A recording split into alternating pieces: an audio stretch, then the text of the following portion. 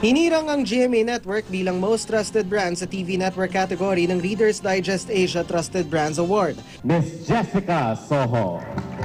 At sa ika-4 na pagkakataon, muling kinalalang Most Trusted News Presenter si GMA First Vice President for News Programs, Jessica Soho. Base sa survey sa kanilang mga mambabasa, kinikilala ng Reader's Digest ang ilan sa mga pinakamapagkakatiwalaang brand at personalidad taon-taon. Yung values naman natin hindi nagbago ever since MAV.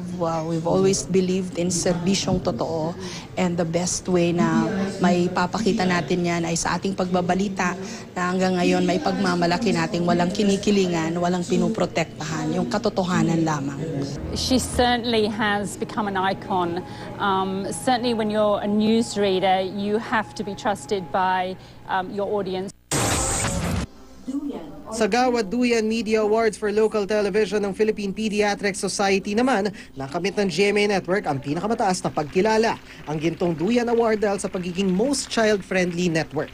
Kinilala rin ang ilang programa ng Kapuso Network at GMA News TV tulad ng Reporter's Notebook, Eyewitness, State of the Nation with Jessica Soho, at Bawal ang Pasaway kay Maring Winnie. Wagi rin ang Pepito Manaloto, Teen Gen at ang GMA News TV historical drama na Katipunan. Ginawaran din para sa kanilang pagganap sina Sid Lucero bilang Andres Bonifacio sa Katipunan at Pen Medina at Rocco Nasino para sa GMA News TV political drama na Bayan Ko. Papasalamat tayo sa Philippine Pediatric Society, ang Kapuso Network at lahat ng networks, I'm sure.